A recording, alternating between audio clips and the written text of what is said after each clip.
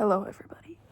So I don't make videos like this and I don't really know what I'm doing, but I thought it would be pretty fun and exciting. Maybe it's just exciting to me and that's okay. You don't have to watch this. You don't.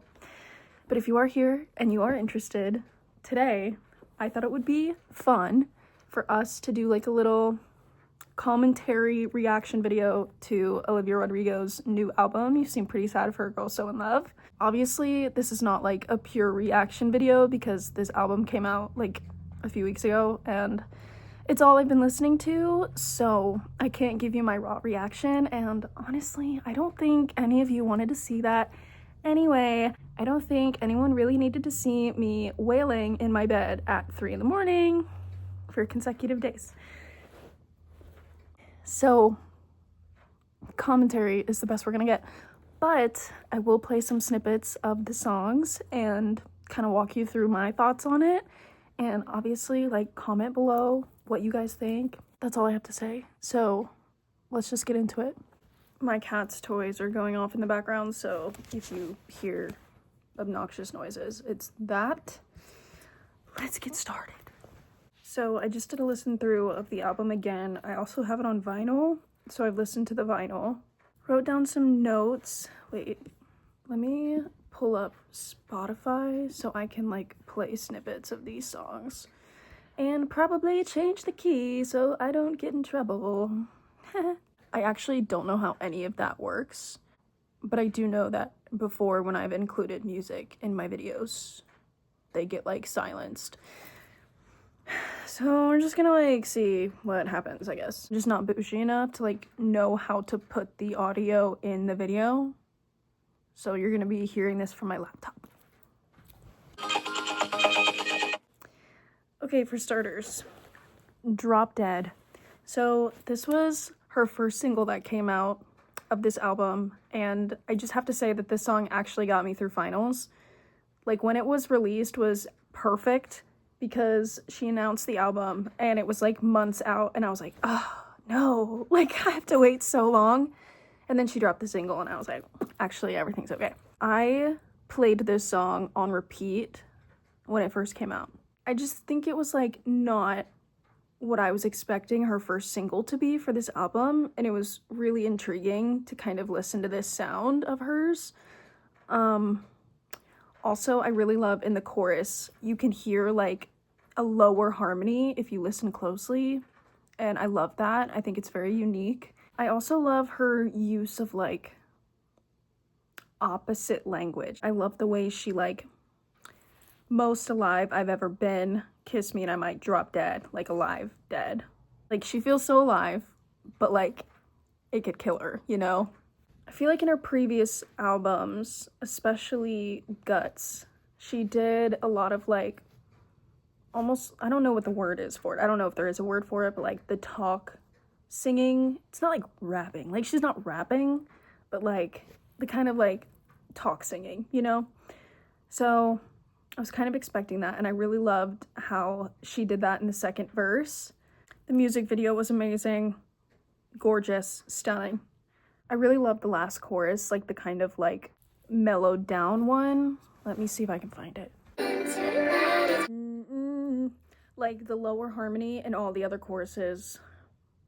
I feel like that's a 7 that she included there in that one. I'm not a music person like that, but that would be my guess. I just really love the way it like kind of,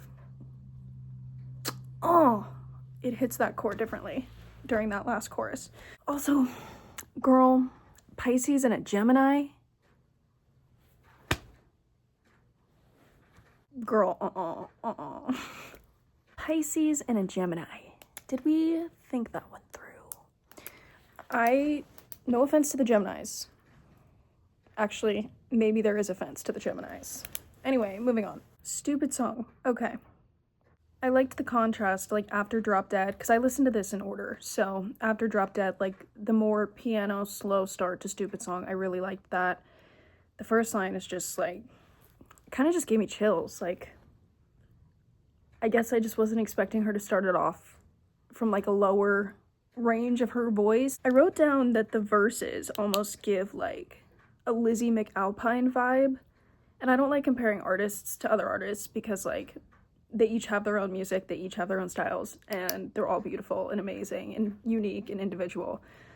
But, like, I am going to praise the fact that, like, both of these artists are able to accomplish, like, this similar vibe. I like the build-up in the chorus. I like that she remained in her higher register towards the end.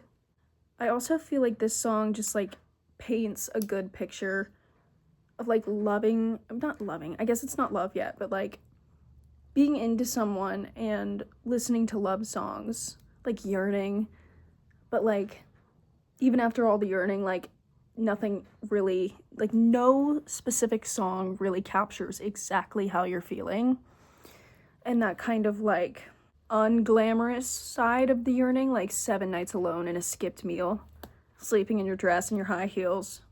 It's very, very true, very real. The bridge to this song just wasn't my favorite. I hate saying that. I do hate saying that, but it just wasn't my favorite. I feel like after such a beautiful build up in the chorus, it could have gone somewhere else, and I think I was expecting it to go somewhere else, and it didn't. That's okay. I still love the song. I did love this music video. I really appreciate how she's able to take something so mundane, like an aisle in a grocery store, and, like, transform it into, like, an atmosphere, like, of exactly how she's feeling. I think that's very creative. Honeybee. So, I have some thoughts. Every previous third track of hers has had, like, such an emotional punch. Traitor, Vampire. Like, they're both very different, but they were, I would say, kind of close in intensity. This was not what I was expecting for her third track, but at the same time, like, from a different perspective, I'm like, it's kind of nice, like, how her other third tracks have been this, like, really emotional punch. And then this one is, Honeybee is so delicate. There's delicacy and, like, slow. To me, it was giving La La Land vibes. I don't know if anyone else got that. I love Conan Gray, so I love that he did background vocals. I think that's amazing. Years ago, I commented on, like, one of their social media pages, I can't remember who, and I was like, you should do a mashup of Olivia's So American and Conan's Lonely Dancers, because they just had this, like, Americana vibe to both of them, and I was like, I feel like they could make that work. They never did, and So American's kind of ruined now after all of this happened. Okay, it's a beautiful song. I just hate her heartbreak. I hate that for her. Honeybee did grow on me, though. Like, honestly, it was, like, towards the bottom of my favorite list when I first heard it, but I like that she likes this song. I know it's very personalized to, like, her life. Is that parasocial? Parasocial for me to say. I don't know. I try not to get too swept up into TikTok terminology. I do think the lyrics could have been stronger. Like, shooting stars, racing cars. I just, like, after Sour, I'm like, I feel like we could be a little deeper than that. But again, like, overall, a good song. Maggots for Brains, okay. I loved this one from the very first listen. When I was first listening to this, like, every song kind of took me aback because I didn't know what I was expecting. But, like, from this first listen of Maggots for Brains, I was, like, vibing. I feel like this almost captures, like, a... disgust is a strong word, but, like, contempt, maybe that's even stronger. I need to read a thesaurus. Thesaurus. Am I saying that right? Thesaurus? We're gonna move on. I feel like it just captures, like, a kind of like a dissatisfaction with, like, your life and your circumstances, and it's almost like a bit of boredom too. Like, when you're doing things without the person that you like, or, like, you're living your everyday life and you're not around the person that you're into. It's almost like everything, in her words, like, and the colors are all flat. Everything just gets dimmer, and I feel like it beautifully captures, like, being so into someone that, like, being around them really lights things up in a colorful way. I also really love the bridge in this song. What can I do? I think of you. It just scratches my brain. I don't know if that's like the way she says it or the melody itself. I think it's a combination of both, but it just like scratches perfectly.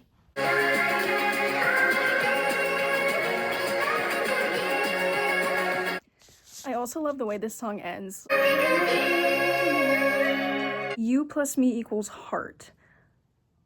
I was not expecting this sound from her. It's like kind of 80s vibes it gives me. I feel like the lyrics could have been stronger. I don't like giving critiques, but like, this is one of my favorite albums of all time, and she's like my favorite artist of all time, so there's nothing that she could do to like change that.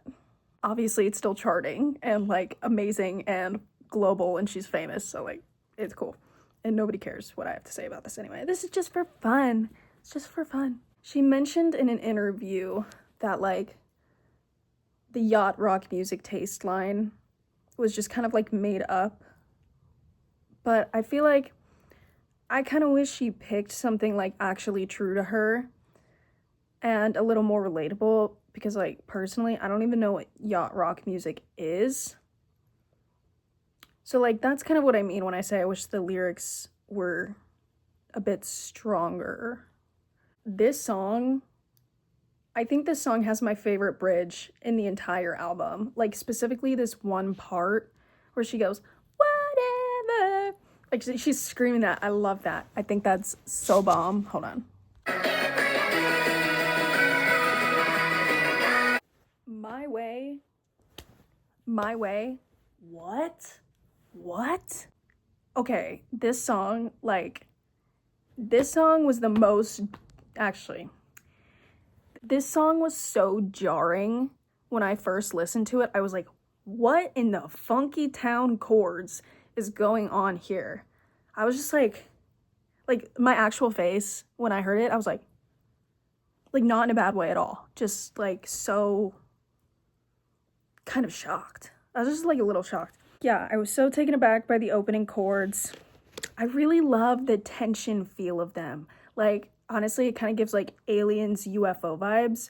I just think this whole album's pretty experimental in the synth and like the background music and the drums and like things like that. And it's just so unique. And I feel like each song has something different to offer. And that's why so many people have like so many different favorites, because I feel like each song is kind of like its own genre in a way, which is just insane. Like, she's so talented to be able to do that. And so is Dan Nigro, her producer. Like, I don't even know how you people come up with this. It's actually insane. The bridge, crazy good. My jaw dropped. When I heard those words come out of her mouth, you're being fucking weird, I was like, who? What happened? Like, I was being nosy in my bed alone. I was like, I need to know the details. I do also like that, like, the melody feels like it's itching, like it's like almost whiny in a way that's like itching towards something. I think that contributes to the vibe of like the feeling she's trying to accomplish. I also just feel like this song is very sour coated in the best way. It kind of reminds me a little bit of Brutal and Jealousy. Her line, that's it, I win. That's it, I win. Like the first time she says it is so like, okay diva. And then the second time where she does that little like ornament on win, I'm like, I need to play that. That's it, I win. That's it, I win. Oh, okay. Moving on to Purple.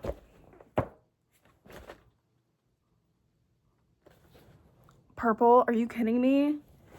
This is my second favorite song on the album. Like, wow. This is a masterpiece.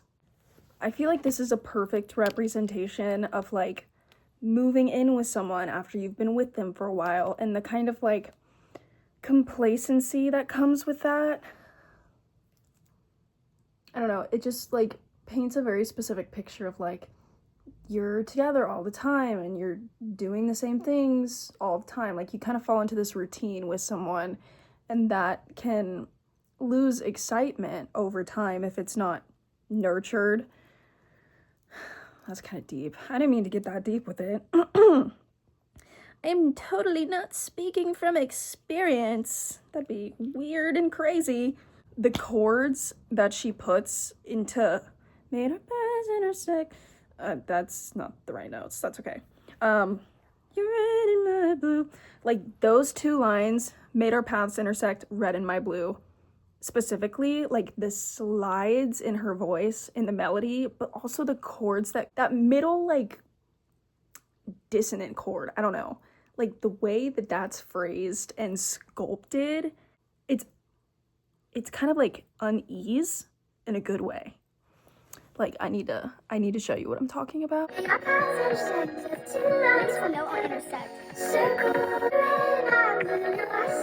It's just so slidey in like a fun way.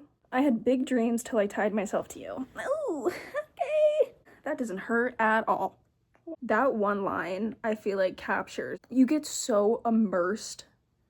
It's like almost codependency. Like, you get so immersed in someone that you just you almost become them in a way. Like, you take on their habits over time. You take on like their personality traits in like subtle ways. And it's kind of like you don't even realize you're doing it until there's like nothing left of you. And then it's like, once they leave, you're like, you were my dream. And now I don't know how to be like whole as myself again. That's just the feeling that I got from it. I think this song is so beautiful. Melt with you till it all turns black. It's just so good. It just encapsulates like this numbness. The numbness that comes from like the complacency of moving in with someone and like everything losing its color and excitement over time. Like, you're just kind of like tolerating things. And it's not even like you're tolerating it in like a spiteful or like resenting way. It's just like numbness. I don't know. That's the best way I can describe it. The Cure, her second single that was released. This was a crazy contrast from Drop Dead. I knew all of her songs weren't gonna be like, oh, happy pop, I'm in love, you know? When this was released, like, from the moment that song started playing, I was like, oh, those chords. It's tense. There's just such a good built-in suspense to the chords themselves that I think really contributes to the overall message of the song. And I also love in her tone the almost like held back, whispery, kind of giving resentment. Like, at this point, it's like it's hinted at resentment. People say that this song is about like your own insecurities and like your partner, whether they're a good lover or not, it's like not able to fix your own insecurities. And I got that, but I also got like just the overtime baggage from subtle things that go wrong in relationships that kind of just like add up over time. You get to the point with someone where it's like mistakes have been made, there have been very high highs and very low lows, and it's like at this point there's nothing you can do to like fix the damage. I don't know. That's kind of just what I got. It made me hyper aware of temporary happiness. Let me elaborate on that. You could be out on a date with someone that you've been like with for a long time, and it's just like you're sitting at dinner and you don't have anything to talk about. You're just like sitting there next to each other. It's also tying into that feeling of like the excitement's kind of gone. And I hate that that even happens in relationships, because like if you're with someone you really love, every day's exciting. Maybe I'm just living in like fantasy fairy tale land. Tally up the girls that he till I start to cry.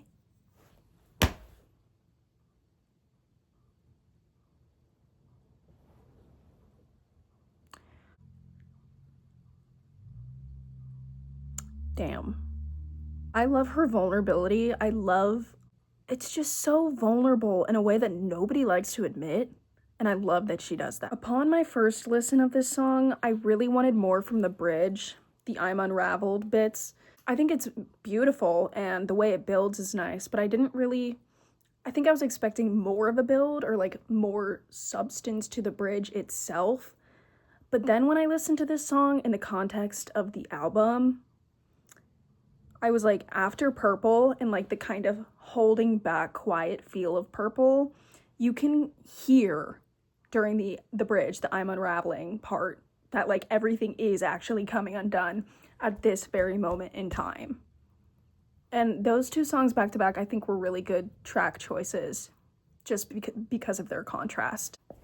Begged. Begged is my third favorite on this album. At the end of this, I will list like my favorite to least favorite, if it's not obvious from my comments. Not that I want to pick favorites. They're 10 out of 10, no notes. I love this album. It's the best work she's ever done. I mean, like, all of her work is so different and amazing, but like, I think this is just the most creative, experimental, like, craft of her career. Period, sister. Period. Anyway, Begged is my third favorite.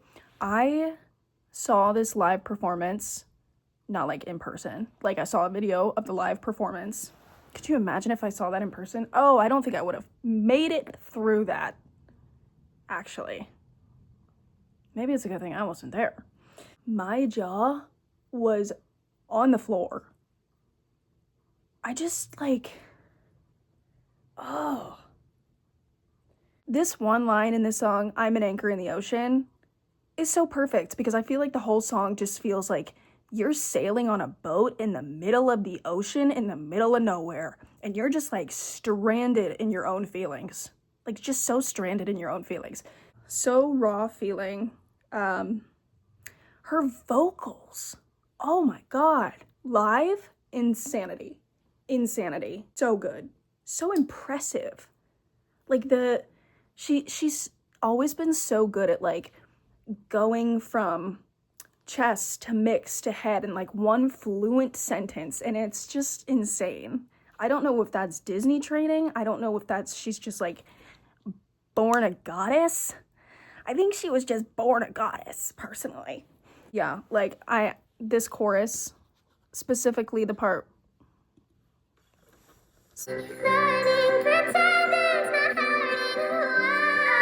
the vowel she holds on, like, that's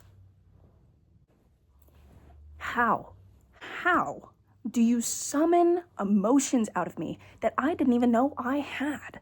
Okay, what's wrong with me? Not my favorite. I also heard this one, the video of it live, and I was like, okay, this is like an easy listen. It's groovy. It's kind of just like low energy wise. But I think her track placement of this song is really, it's good. It's like structured. I think it's the right place to put it because like Begged, unless if those were back to back, we would just be crying like forever and ever and ever. I think this is a good interrupter track. I also just took like What's Wrong With Me to be like the point of no return. Like, even if The Cure and Begged were like, you're aware of what's happening, What's Wrong With Me is like, this is the point of no return. Like, you are what is wrong with me. Like, this is my diagnosis. It's you, you know? You can't convince yourself anymore that everything's fine. Like, you're at that point where, like, no convincing works. Like, it's physically making you sick. Less, I feel like less is almost, like, paradoxical. Because, like, someone who actually loves you wouldn't be treating you in such a nonchalant sort of, I don't care what happens to us sort of way, which I think is kind of the point a little. And I think this song is just like almost bitter. Like, you don't hate this person at all. You love them more than anything, but it's like almost bitter and like, why would I expect you to treat me better sort of way. Kind of just like gripping to logic, like analyzing your way through and out of things. It's almost like sad humor to it too, because like, I wish you loved me less. What's funny about that is like, they do not love you. Like, they already love you less. And I think that's what's so paradoxical about it, because it's like, logically, it's such a clever way to say that, but like, it's so literal, and like, they already do love you less. Expectations. Okay. Expectations, I don't really love the track placement for this one. I don't know.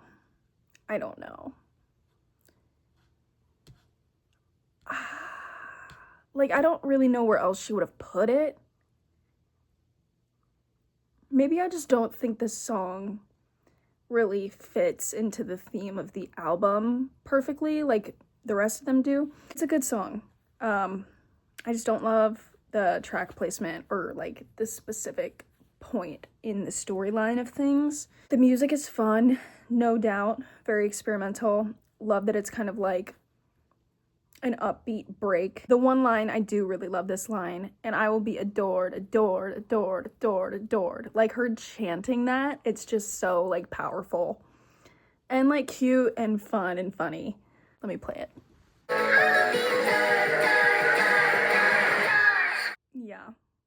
Yeah. Girl, I adore you. I already do adore you. This gives a feeling of like almost like spite, like you're out living your life out of spite because the person you wanted to enjoy your life with like doesn't want to enjoy it with you. And I'm trying to rationalize like its place in this story of like spite and almost this like anger, this like angst to it is like kind of a higher functioning sadness. Like, you're not just like crying in your bed, you're like out doing something to actively get your mind off of things and like meet new people and have new experiences that like you're hoping will override the bad ones. The bridge is very unique. Yeah. And last, but certainly not least, cigarette smoke.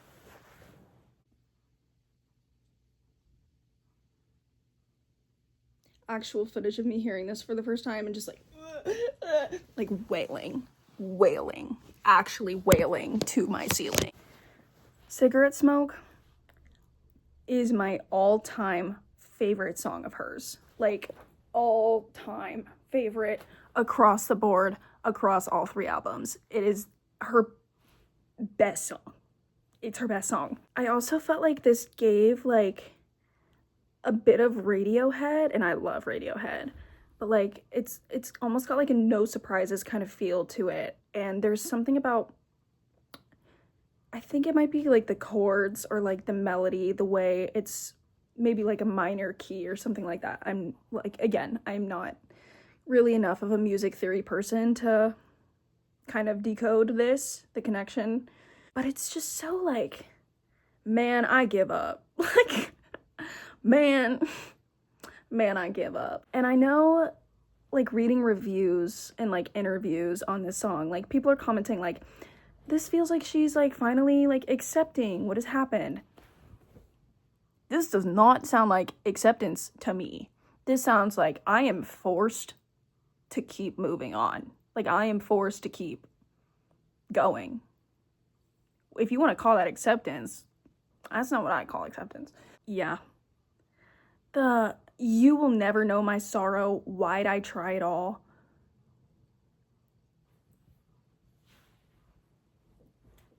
Literally?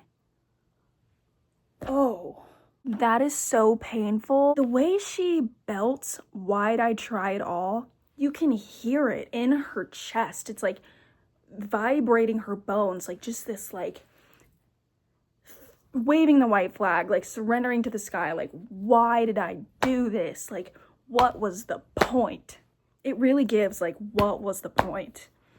I just love the way she sings that. The build up and like it's bone dry, bitter and hollow, the way she like moves up in her register and simultaneously the music builds, it's just, I am floored.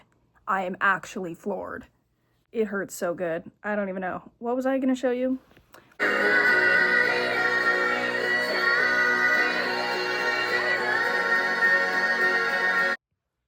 Like, can you hear that?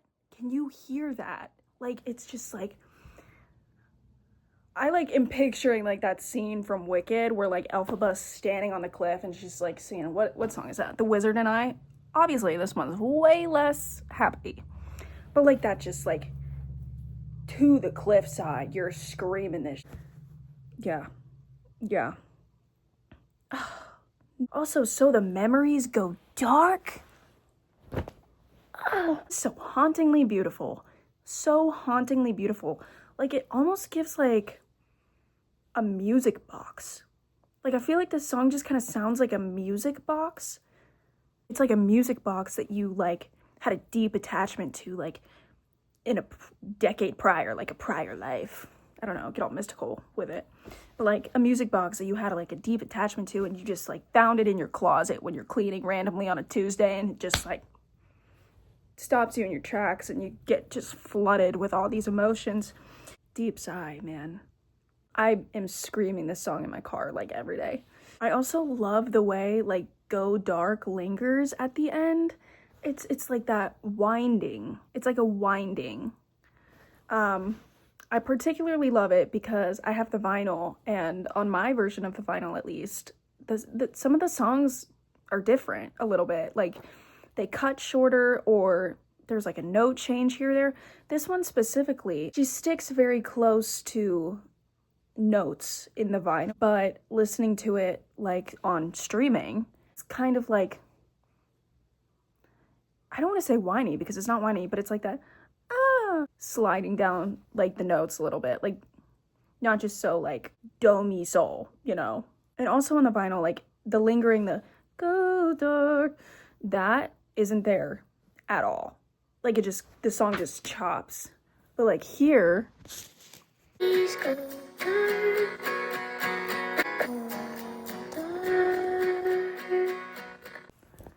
like, bro. Oh, and then it loops back to Drop Dead. I'm dead. I'm dead. What do you mean? Anyway. That concludes my commentary on each individual track. Now it's time for the ranking. Well, I don't want to say this is like my favorite album of hers because Sour will always have a special place in my heart. Okay. Number 1, Cigarette Smoke, hands down. Number 2, Purple. Number 3, Begged. Number 4, I gotta go with Maggots for Brains. Number 5, oh, that's tough. I'd probably say The Cure. 6, Stupid Song. 7, You Plus Me Forever. 8, Drop Dead. 9, My Way. 10, Less. 11,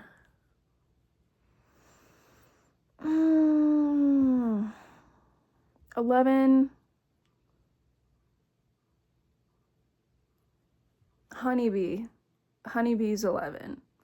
12, What's Wrong With Me? And I hate to say it, 13, Expectations. Like, this is a no-skip album.